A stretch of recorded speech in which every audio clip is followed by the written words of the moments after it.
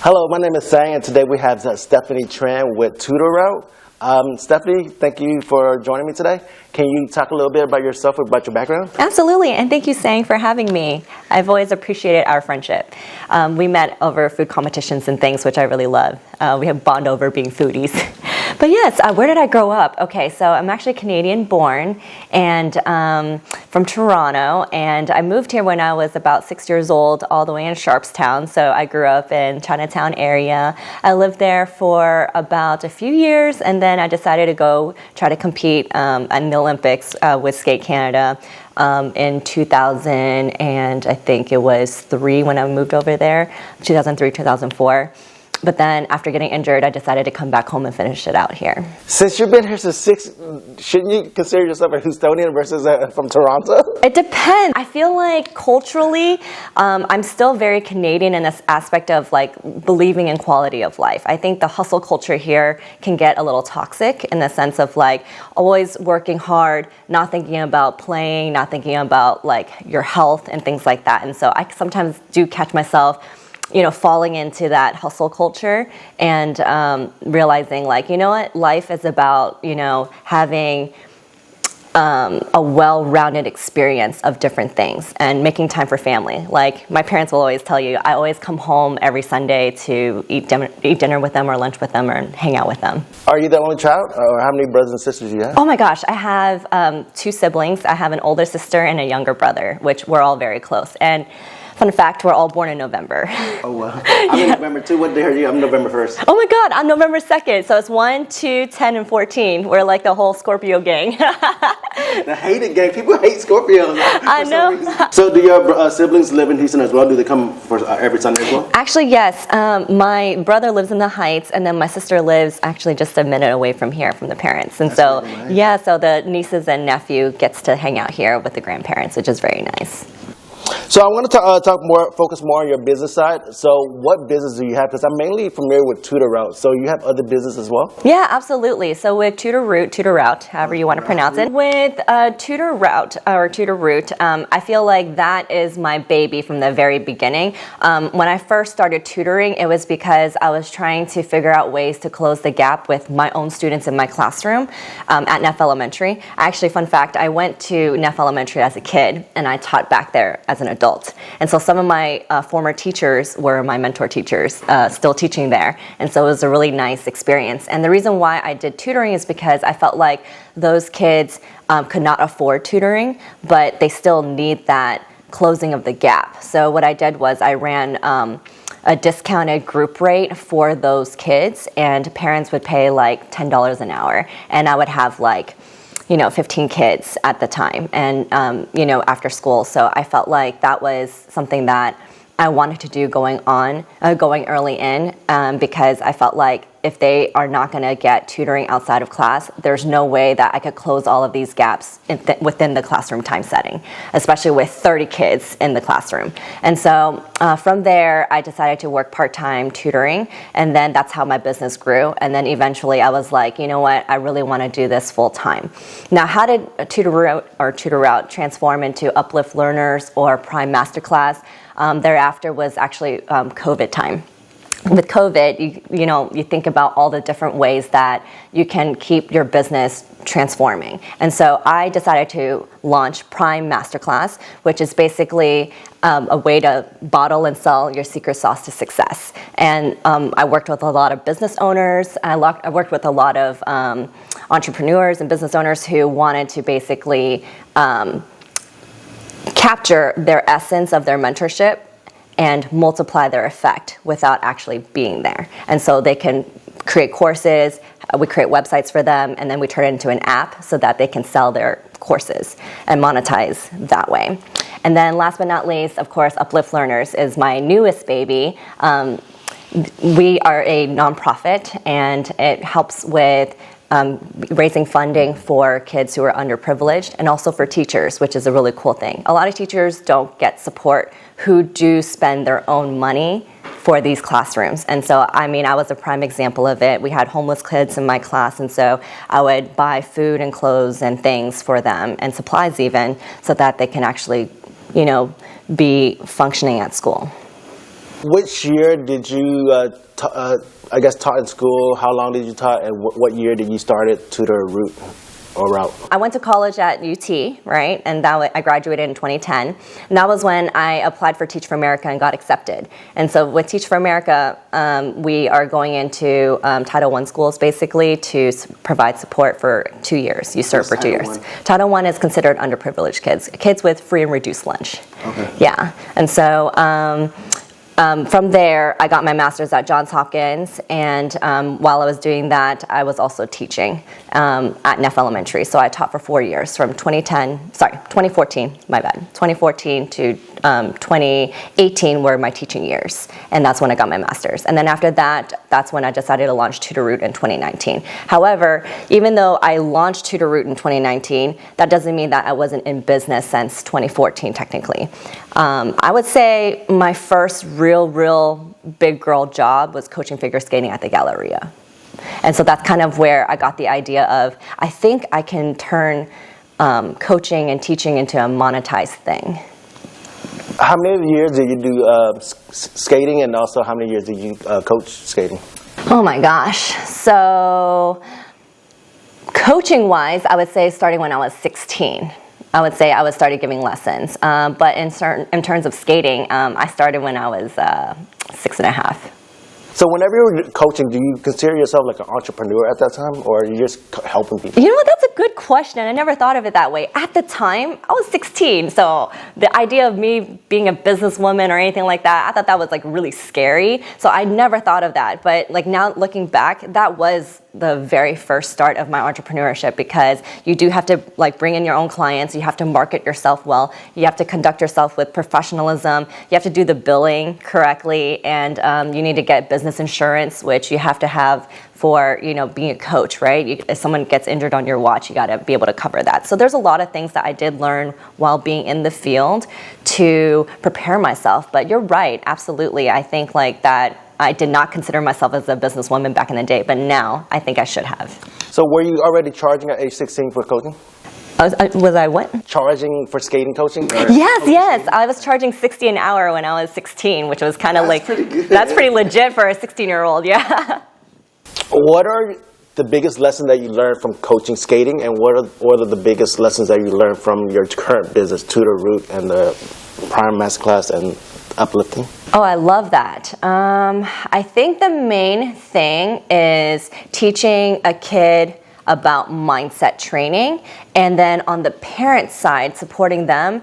It's not necessarily, it's a fine line between giving parental advice and being a consultant about how to help the kid with their trajectory, right? So for me, I think the reason why I've been so successful is because I think about my parents, and I think about how they communicated with my coach and how they became a village for me and my success, right? I wouldn't be as successful as I am if it wasn't for their support, right? And so I think for me, I wanted to continue that same legacy and that same pattern for my students, or even my figure skating, clients. It's all the same thing, right? And making sure that we provide that support. And also dancing between the fine line of not giving them parental advice, because that's not our place, but giving them tools to succeed based on the data that has been worked before, or that has worked before. So how come you're not coaching skating anymore and not just do everything? Diversify. Yes, there is such a thing as, like diversifying your revenue streams, right? But for me, I felt like figure skating was a passion project. It's something that I truly loved. But I felt like in terms of purpose and mission and alignment, I felt like education is what was being called for me. I felt like that was like my bigger calling and what I wanted to do for the community. I saw a bigger gap in, especially like I said, Title I kids. I came from Neff Elementary, and after going back there to teach, I still see that the resources are not anywhere near where they're supposed to be, even after I've become an adult. All that time has passed by, but nothing has really changed. Why? And so I felt like it was my calling to figure out a solution to that problem. And so that's why we provide tutoring to school districts based on my knowledge of how to close those gaps. For the Title I schools, are the classes not sufficient during the daytime? I would say it's not that it's not sufficient, but it's kind of hard for, let's just say, a teacher to juggle a gifted and talented student with a kid who's really, really far behind, with another kid who's barely learning English, and another kid who maybe has an ADHD or anxiety disorder. So it's like very tough to juggle so many different personalities in one class and catering one sample lesson for everybody. And so I felt like, with my company, we partner with the schools to make sure that we address those gaps in a smaller setting. So can't they just divide up the classes where people that have more challenges can just go to a different class where they're given more patience and more time to catch up to the other students, separate them? That way one group is not held behind and the other group is not pushed too much? That's a lovely question. I think that's something that a lot of principals juggle with. It's called heterogeneous and homogeneous classrooms, right? So the reason why a lot of principals push for heterogeneous classrooms is because a lot of the gifted and talented students actually bring up the other kids. They see what a model class or model student is, and seeing how they talk and the language, and they bring them up. So I even in my own classroom, I had my gifted and talented students tutor my ESL babies, and so I feel like that environment is very conducive for them. And the gifted and talented students feel like there's actually a challenge, right? Like, oh, how do I explain this better, or how do they gain their leadership skills? And I feel like that is a much better classroom environment than just sticking, okay, I'm just going to stick the ESL babies in one classroom. Because if you think about it, if you put all the ESL babies in one classroom, they're not going to learn English the same way as communicating with kids who do speak it full time. So I think it is interesting to have a heterogeneous classroom versus a homogeneous classroom. If you have the power to change the school system to however you want it to be, what are some of the things you want to change? You don't have to answer this if you don't want to. I can cut it out. But no. Oh, man. That's like asking a doctor, well, what would you like to see in the healthcare industry, right? I mean, there's a lot of things that I would like to see. But I think the main thing is I would like to see change is the outdated way we run the education system. I think we're very outdated. And I think it's because we're still kind of in the Industrial Revolution era where we're pumping kids out based on the age group and not their skill sets. So I feel like if I were to change something, it would be realizing a kid's potential early on of what their skill sets are, what their interests are, and what they can monetize and what they're good at. It's called Ikigai. The 4 quadrants of, those things. And if we can find the kids' Ikigai early, then I think that we would be able to see better results on the back end of better citizens, people who find their purpose early on and able to give back to their community in a more effective way, however they see, And so I think that's going to create a better world than just okay, well, you're at this age group, so you're just going to keep following this track of okay, and you're in first grade, then second grade, and third grade, and growing the skill sets at that level for whatever reason.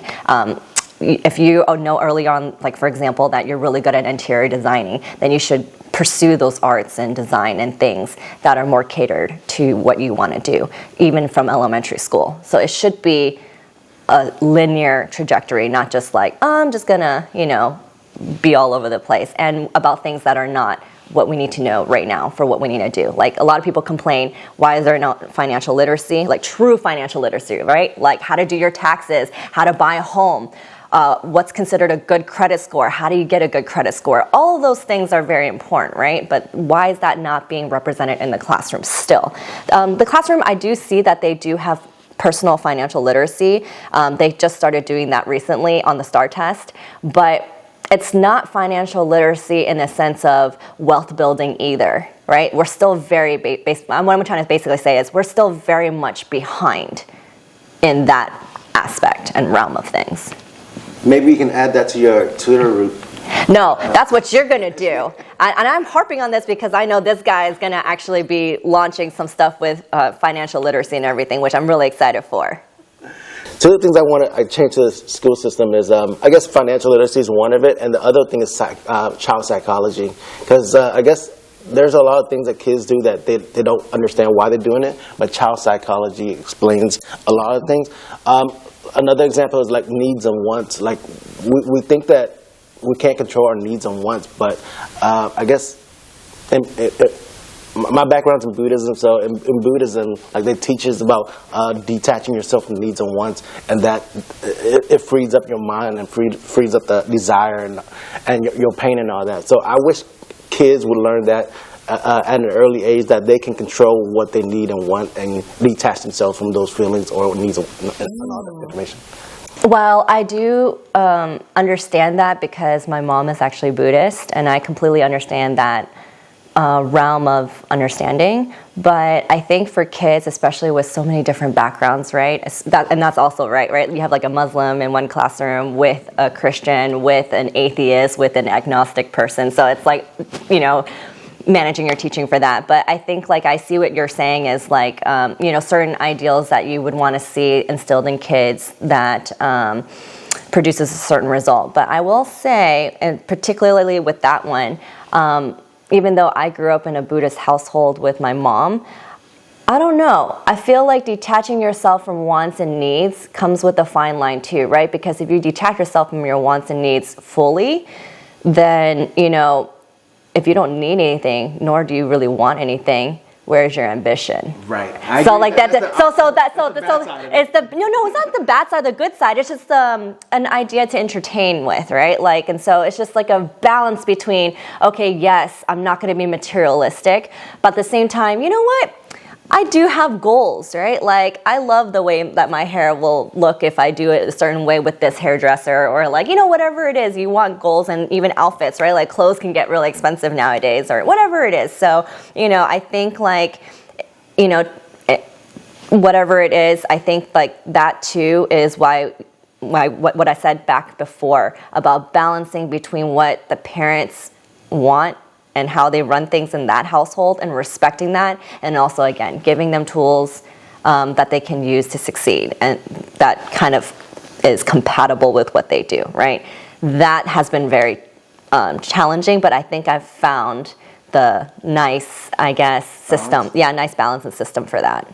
Because we do have parents from all different types of backgrounds. I guess, is there anything else you want to share? Because I don't have time to read through this. No, you're good. I guess for me, I think something that I am working really hard towards right now is two things, actually. One, I'm writing a book with my professor at UT. It's called What's the Point? And the point of growing up and doing things later on, whatever job it is or whatever your career is, I think it's really important for kids to be able to find their purpose.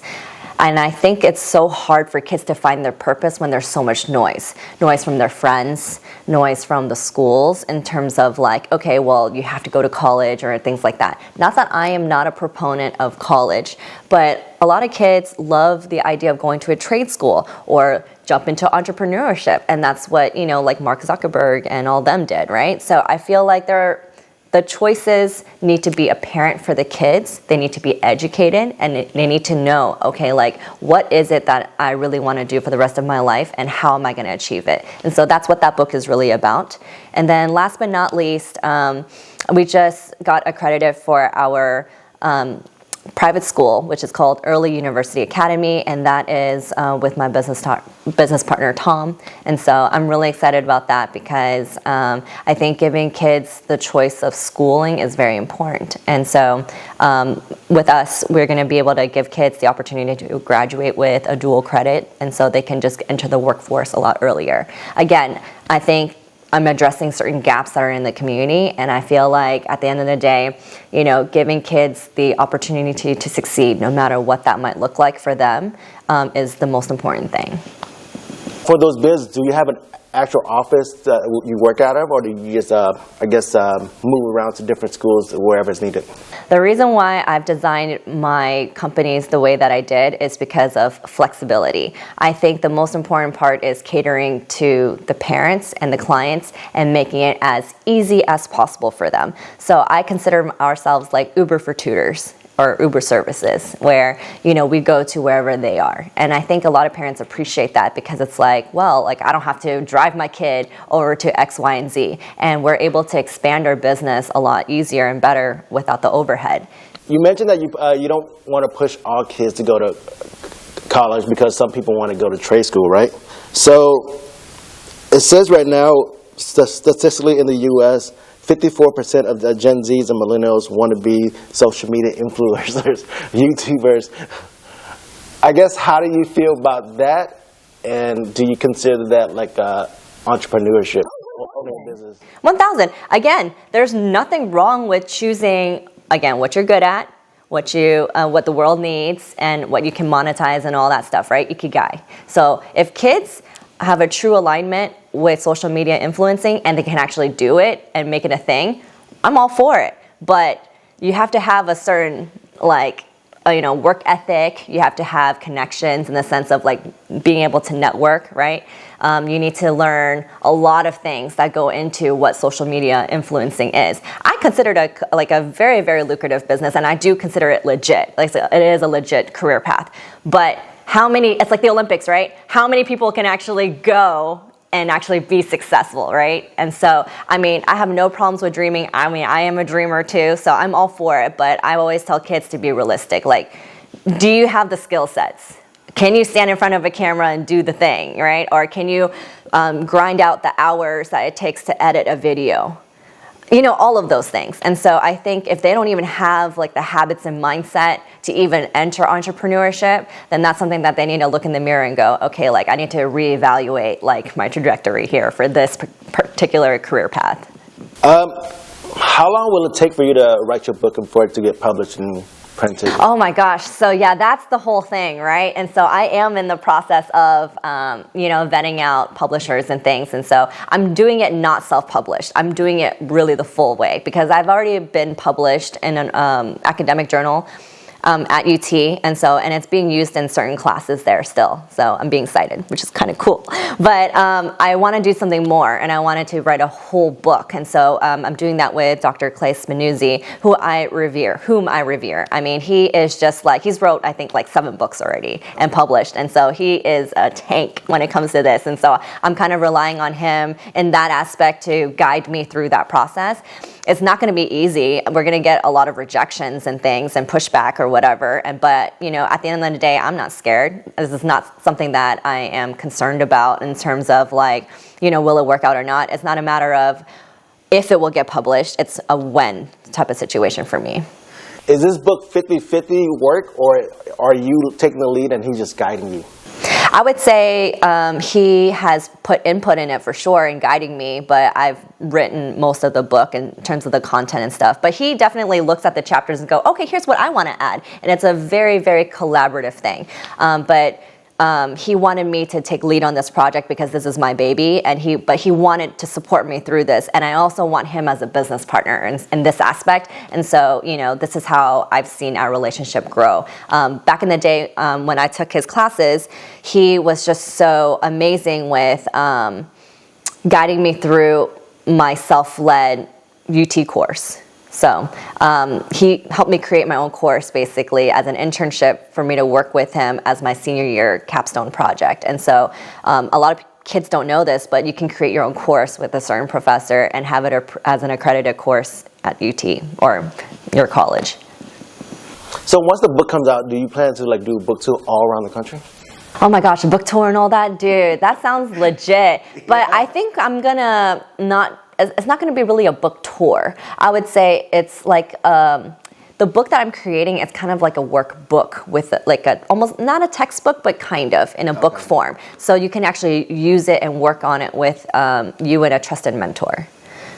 So I'm going to probably start like a book study and all that stuff within the city and then see how it goes. Because I also want to be there for my businesses. Yeah. What do you want to accomplish in the next 10 years? Where do you want to see yourself in 10 years? Oh my gosh, professionally or personally? No. Both. You can do both. Man, that's hard. But I guess business professionally first. Okay, so business professionally first. I think first and foremost, I want to see Tutor Route grow in the aspect of I'm basically turning it into a family business. And so my brother, whom I love dearly, he's been helping me a lot actually with running the programs that we do. And so I'm excited to see that direction and where it goes, and supporting more school districts. Right now we are entering into the Dallas market and Austin market and the San Antonio market, so we're really excited about that. So in the next 10 years, maybe, if not all of Texas nationwide, that would be cool. Last but not least, in terms of professionally, I want to see myself be able to mentor more business professionals like me. And so maybe creating a space where I can mentor more teachers that want to transition into more tutoring, or it could be education consulting, whatever it may be. I did have my tutor masterclass that I had launched during COVID, but I had to take a pause because Tutor Route, the other side, was taking up so much of my time. I had to kind of pause it. So maybe once it runs a little bit more on its own, with my leadership, with my leadership team that I've built, it will go a little bit more smoothly. And then personally, well, I've been to 22 countries. So in the next 10 years, I would like to see that number go into the 30s, maybe 40s. Which is your favorite country to visit? Oh my God, that's so tough. That is so tough. I would have to say, I mean, of course, I love my Asian countries. I gotta rep my Asian countries, but like China and Vietnam, which I've been both, and they are lovely. The landscape of Vietnam and China are like ridiculous, and the food, of course, gotta love the food. But in terms of like my favorite place that I would go back over and over and over again would probably be Spain. Okay. And the reason why I love Spain is because you get the rich cultural history of it. You have that lovely church, La Sagrada de Familia. You have amazing seafood at La Pocoria. You have like the city feel, but then you also have like the beachfront and the lovely water that you see. And so I just feel like you have like this beautiful, all-in-one lovely space that you can get any type of feel that you want. And back in the day, the nightlife was really fun. So. When is the best month to visit Spain? Is it the summer, winter, fall, spring? It just depends on the vibe you want, right? How many employees do you have now, and how many employees do you want to have 10 years from now? It depends on what you define as an employee, but I technically don't have any employees. Okay. I only have subcontractors. So that's like a franchise, something like that? No, it's like a W-9, 1099 situation. Oh, all contractors. Mm-hmm. Okay. Well, thank you a lot for your time. Thank you for joining us. Yes, absolutely. Well, thank you for watching the video. I hope you enjoyed the videos today with Stephanie Tran with Tutor Route. Is it Prime Masterclass and then Uplift Learners. Uplift Learners. Where can people find you on social media? Oh yes, at Stephanie Transformer is mostly my Instagram handle, my LinkedIn, and also my Facebook. So. Is there a website for all of that? Yes, and there's also there's a link in my bio for all of the websites, so I don't have to bore you with the links. Thank you for your time. Have a nice day. Bye. Bye.